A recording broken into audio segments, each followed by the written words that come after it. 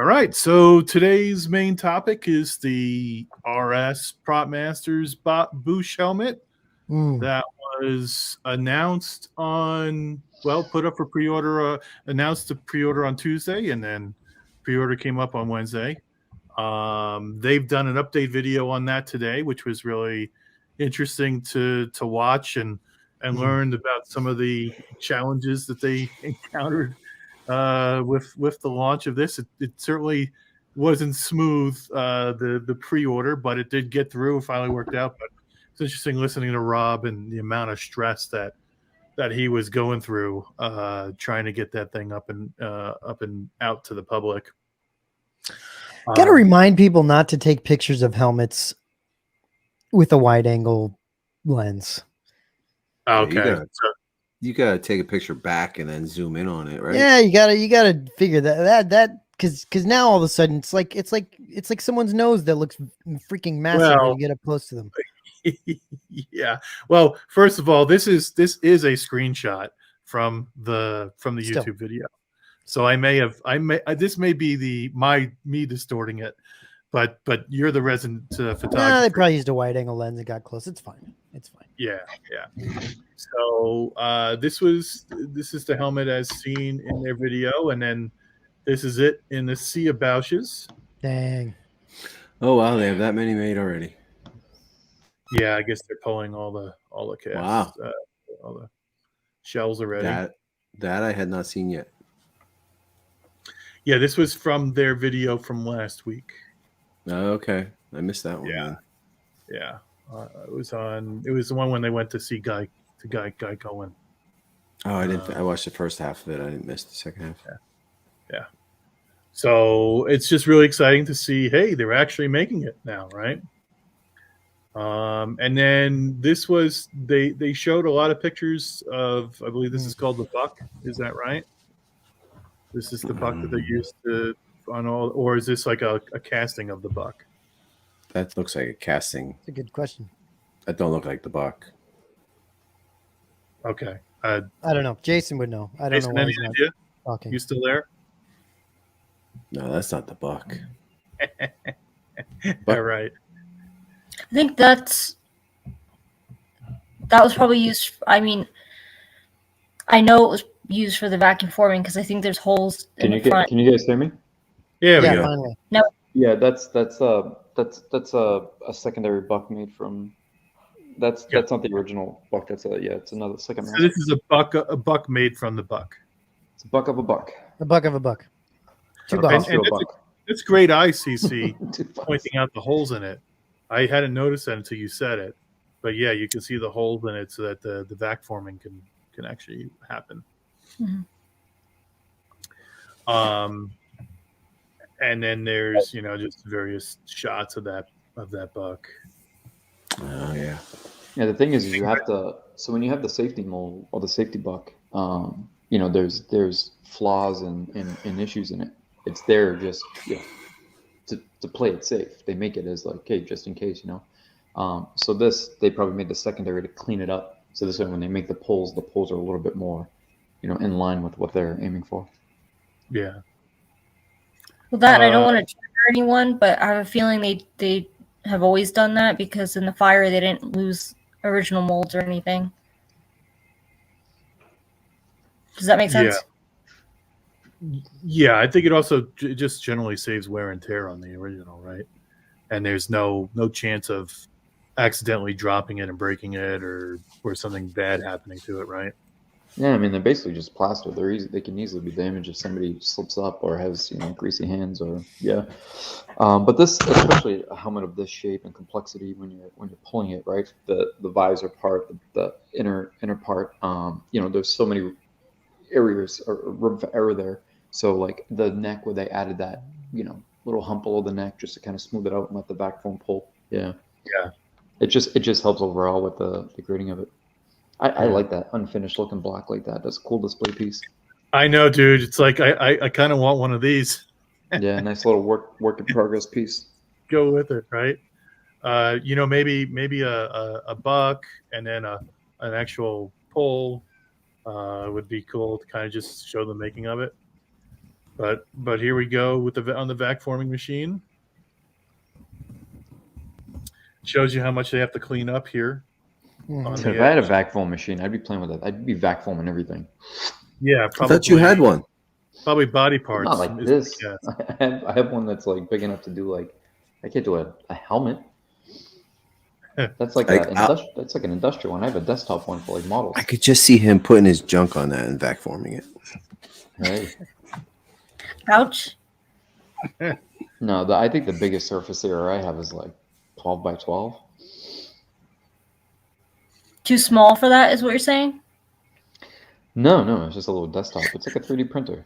It's like one of those little sizes. This thing is the Formac. I mean, you can Drax throw it anything went in right. there. Drax it went right over your head. Yeah. No, I got it. I totally got it. I Thanks, just wasn't feeding into it. It's amazing how much I didn't realize how big these sheets are. A lot of material lost there. A lot of that material is wasted, huh? Yeah. I was thinking that earlier. Why not, make 2 at a time? But it probably, messes the whole thing up to have. I've seen them do 2 pieces on those at one time, but maybe they're just doing one because of the intricacy of the helmet. Yeah. And then there's this character wearing the helmet at Celebration. I've never looked better. Is that Steve Sansweet? Oh, in the background, you mean? Or what do you mean wearing the helmet? He's wearing the helmet. Yeah, it's Steve Sansweet. You nailed it. Well, you guys, who was at the lounge, the hotel lounge, and they were like, "Oh, say what's the line?" Yo, when she's talking. Yeah. Yeah, it did pretty good. It sounded good. I like sound like the vocator. That's a tough fit. Was anybody else able to get it on their head aside from CC? I didn't even try. I couldn't get it past my chin. Yeah. It's a tight fit. Listen, I didn't want that on my head after how many people put that on their heads. It's at Celebration. Well, yeah, it's Celebration, but when they first took it out of the case, I don't think anybody tried it on yet. That's true. It seemed like Excalibur, like just people lining up trying to see if it fits. Yeah, by this time, I mean, there's pictures of it floating around the forums with it, like sitting on a pile of chicken wings. Mm-hmm. Literally, yeah. It's got like buffalo sauce next to it. Check out the banner in the background with the Hyperdrive, Rogue 16, and RS logos. Pretty cool. See that? Okay, so here are some more screenshots, and I believe that I'm trying to remember. I think most of these ensuing screenshots are from today's video.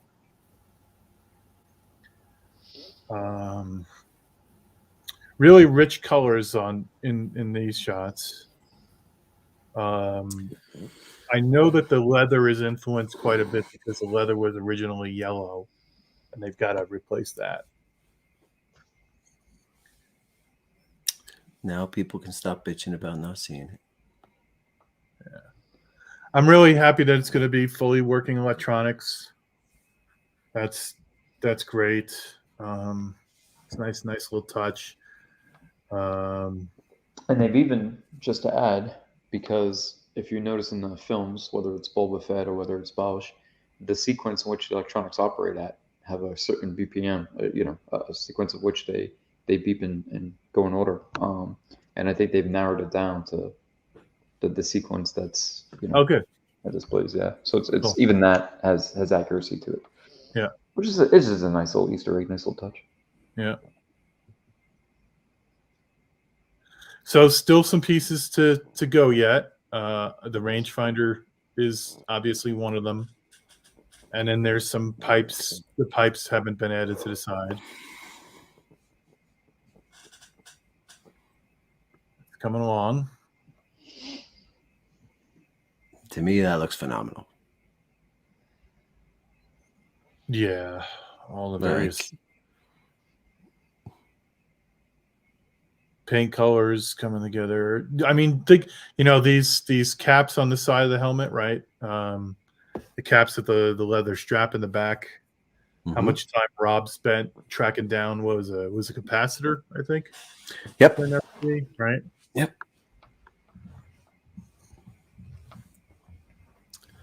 Looks smoking. That's the front. Oh, Know what I like about it? how'd that get? So, You had to stick it in there. Had to. that's a disturbing image. No, it's not. And oh, by the way, those braces I got off yesterday, so I don't have my braces anymore. Yay! Go ahead, Jason. What were you going to say? I don't even know. I don't. The picture threw me off, man. I just gotta. I could hear the beards scratch it together like that. Oh man, in the picture. It's making me nauseous. Right? Yeah, Can you hear that? Can you hear just that? imagine all the beards just rubbing together. Yeah, I can hear it in my head.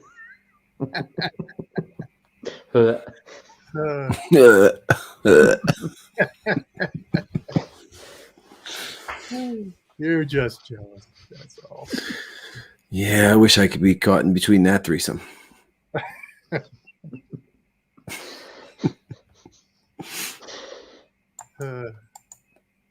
This view is so sexy of that 1138. Oh man. I listen. I don't know how people look at this and think that something off of Etsy looks just as good. I can't. Yeah. I can't. In 3 years of us doing this show, have you ever heard me get upset on the show? No. I was when that comic came out. I'm like, just don't be. Are you about to get upset? No, when we did the Bell show, I was like, do better. Like, don't take a $300 helmet. Like, it looks exactly the same. And I don't play the defense card, but that's just don't be a knucklehead. This looks good. Speaking of knuckleheads, well, Nathan, hop on, dude. You can hop on. I remember what I was gonna say, Steve, before the disturbing image was a lot of the custom ones, and there's some great ones out there. But I don't know if you guys will agree. Chris might. They look honking. They look just. Chris, you get what I'm saying. Well, they're made bigger so that they fit it on a dude's head. Everyone I've seen has been. But the snout and everything just has that like in your face. Like it doesn't have that kind of tufted. Just visually, even the ones that are correct and look really good, they're just like wow. So this is a good shot of how this helmet is made from multiple shells. Jason, you know how like they cast it twice and then they cut the second one up and then the pieces from the second one are overlaid, giving you this panel-like effect on it. I mean, even the original helmet before the additional layers, and I don't know if people realize this, but when you for those who ordered and you received the helmet, just like any other RS piece, it's going to be made the same way it was made there in production. You'll see that the helmet is two halves fused together, and you'll see that from the underside because just like for those of a Y-wing or a biker scout, where you see the fusing with the strips of styrene and plastic, it's the same thing. They fuse it the shells, and then those two shells get fused together, and then the layers get put on top of that to cover and mend those together as well. But it acts as both a structural integrity aspect of the build and also an aesthetic part of the build. So it's a twofer. I like it. I remember the night, Jason, we were talking with Rob. We probably were on for maybe 2 hours talking about the seams on the top of this helmet between the panels and where the seams came from and what the theories were on how the thing was constructed, right? He spent so much time working to get this as perfectly close as possible. Yeah, there's a lot of reverse engineering that went into that. Yeah.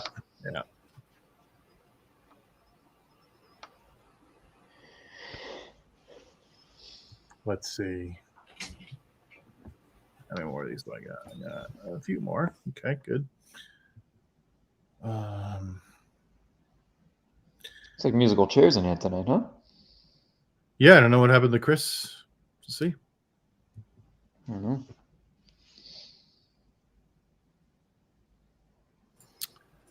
All right. Little side shot of the Greeblies. Steve, I'll be right back. I got to put my kids to bed real quick, and I'll be right back. All right, sounds good. CC, Annabelle says hi. That's randomly. So Tell her I said hi. Look forward to July. okay, sure. All right, just a second. We'll hang out. Yep. So That's sweet. this damage on the side, does this have to be? Comes out in the forming process, Jason, or does this have to be added after? No, the harsher in-depth detail is in the design, but like the additional gashes are added when they're doing the weathering. Not just the paint marks, but the actual they're gashing it a little bit. Okay, so they do have to gash it. Okay, so Yeah. thank you. Jason, my internet was cutting out before. You had said about some of them look bulbous in the nose, right? Yeah. The other ones, I think that they stick out too far on the sides. The flare, right? Like up at the temples, they just come out like way too far, and they're not like I think this one has more of a tapers from that the temples down, whereas other ones just come straight up. It look more bulbous. That probably contributes to it. Make it This goes tapered, but the fan made ones go straight and then out. Like they don't. That's why I don't like them. If you could show like the front, what I mean, like the front view, Steve. Oh, well, so you can see the whole front side view. What do you mean? Like looking at the snout. Not that one. That's a bad one. No. I don't have much else from the. Or even the one on CC's head. Oh yeah, that's good. See how it's not so separated? It kind of tapers up. That's just my opinion. No, you're 100%. You're 100% correct. It looks a lot more proportioned, and this also puts to rest too the safety block issue that we talked about during the Lineage show. If you go back one, Steve. So if you go back one image. This one? No, the one where we were looking at the one I was just showing. This one? Oh, sorry. Yeah. So if you look where Chris was just talking about how it flares, right, the two sides, you'll notice that it doesn't have that straight line above the electronic part. I'm just saying it for the sake of it because I don't have the mouse, but it goes up, it angles up. And that's how it's supposed to be. A lot of them will come and just kind of go straight across. Or they have a horizontal. Horizontal. Oh, you mean flat, like the top is flat, you mean? Or it'll have a raise, but it's very, very subtle. This is a lot more, rounded, angular, and defined. Yep. Interesting. Okay. Yeah. Like the facets on the temple. As always, excellent detail on the paint. And then this is the final shot. Okay. So, a couple things are being done different on RS's side that Rob talked about. They're putting the full power of their shop, working on it all at once. I found his video really informative today. How he talked about how in the past the special projects were kind of done with the leftover hours after their core business was taken care of. So, they're focusing on generating, TKs and whatnot regularly. And then, okay, we have a few hours left over.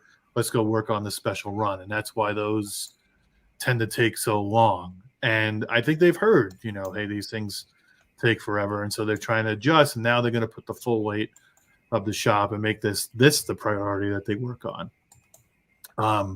The other interesting thing about that part of that conversation was said, as a result, because they're putting the full weight of the shop on it, I guess that's increasing their costs.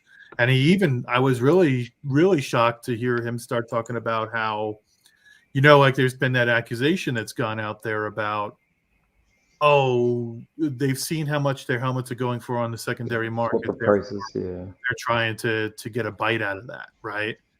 And Rob said, well, it doesn't affect me really, or the business really, but the people that work for us, see how much their work is now going for on the secondary market, and they believe, and he said rightly so, they believe that they're worth more, their time is worth more, and so their wages go up, right? So between the primary hours being dedicated to this and the wages going up, and then the cost of shipping and cost of materials and all that, he really kind of explained some of the factors that went into the increase in cost this year.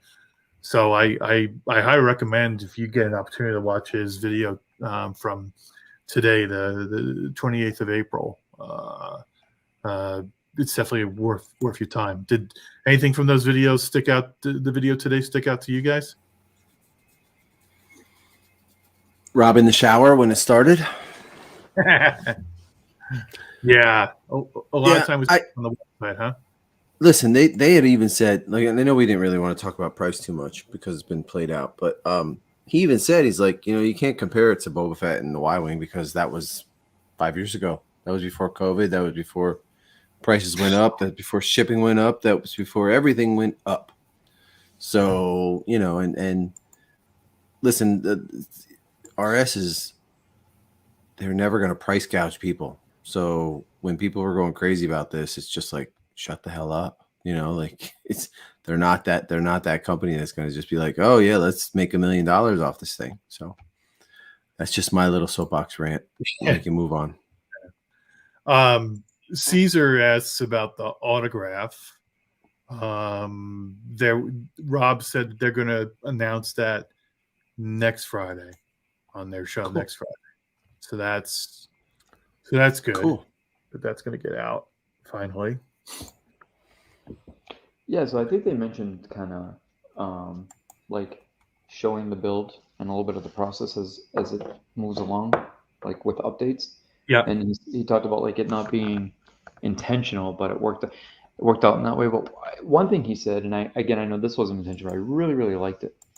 He said, all these comments about not seeing the stand, not seeing the signature, not even seeing a finished product, no rangefinder, etc. And he's like, although this wasn't planned, it goes to show that like our work and our craftsmanship speaks for itself. Those who really want it are going to buy it regardless of who signed for it, what the stand looks like or doesn't look like. And I was just like, wow, that's impactful. Sight unseen, that it's worth getting. Yeah. We all know that. We all know that. Not everybody does, and that's there's the core group of diehards. Yeah, that really know the RS work and really desire it, and then there's a more casual collector, right? And I think that he was kind of tipping his hat to the core group and saying, look, if you really do trust our work and support us, you'll want to get this, even though you haven't seen the final product. Yeah, and you'd be highly rewarded too. Mm-hmm. So I was at I promise this is related. I was at a corporate offsite meeting this week where they made an interesting. They said something interesting.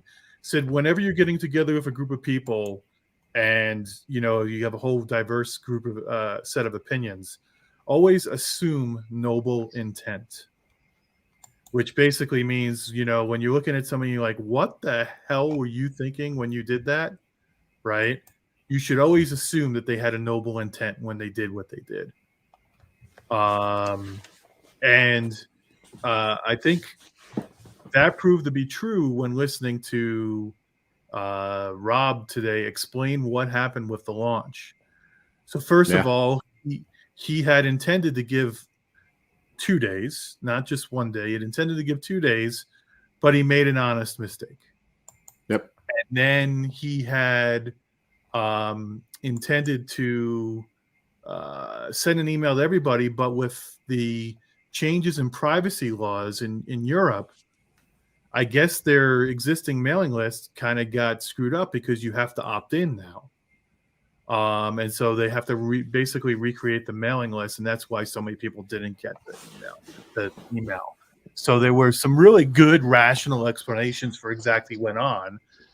And you should always go ahead. I'm sorry. And also, when he was trying to make it live, he couldn't get on because so many people got on. He couldn't get in to administer his own page, right? Yep. So you know, he had all the same problems that we did. So yeah, we need to assume noble intent when people do things.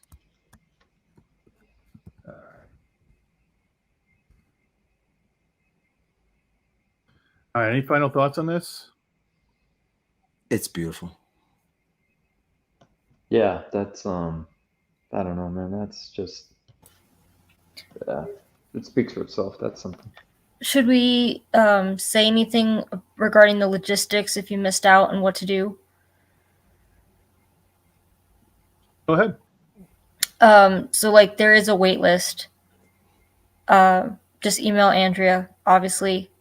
But I know a few people who've contacted me saying they're on the wait list because they've contacted Andrea. So if you did miss out and you'd like to get on the list, they do have one. Just contact Andrea. You know, because I've seen a few people saying how disappointed they are and that they missed out. But I'd hope that those people also know that there's a chance that with any long-term project that people tend to get cold feet like right before things ship. At least that's my experience with statues anyway. So do get on the wait list if you are interested. Good point. Good point. Thanks, Cece. All right. Any other final thoughts before we wrap this piece up? No, I don't think so. Is everybody getting it? Is anybody not getting it? I picked that one up. Yeah.